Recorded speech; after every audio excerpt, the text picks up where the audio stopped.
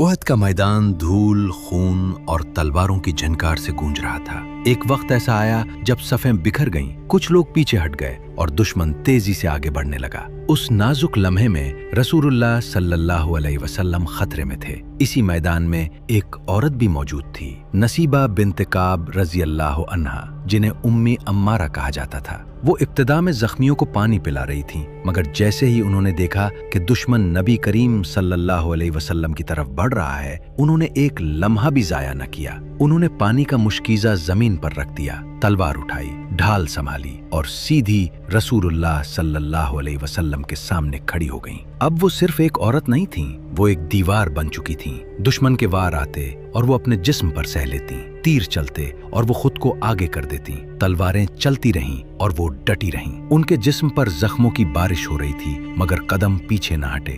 رسول اللہ صلی اللہ علیہ وسلم دائیں دیکھتے، بائیں دیکھتے اور ہر طرف امی عمارہ ہی نظر آتی، جو جان کی پرواہ کیے بغیر لڑ رہی تھیں۔ ان کے جسم سے خون بہہ رہا تھا، زخم گہرے ہوتے جا رہے تھے، مگر ان کی زبان پر ایک ہی خواہش تھی۔ وہ عرض کرنے لگیں، یا رسول اللہ، دعا فرمائیں کہ ہم جنت میں بھی آپ کے ساتھ ہوں۔ یہ سن کر نبی کریم صلی اللہ علیہ وسلم نے ہاتھ اٹھائے اور دعا فرمائی، اے اللہ، انہیں جنت میں میرا ساتھ عطا فرما۔ یہ دعا سن کر جیسے ان کے زخموں کا درد بھی ہلکا ہو گیا۔ وہ پھر کھڑی ہو گئیں، پھر لڑیں، پھر اپنے نبی کا دفاع کرتی رہیں۔ جنگ ختم ہوئی، مگر ان کے جسم پر زخموں کے نشانات باقی رہے، ایک دو نہیں، کئی گہرے زخم جو ان کی بہادری کی گواہی دیتے تھے۔ مگر یہ کہانی یہیں ختم نہیں ہوتی۔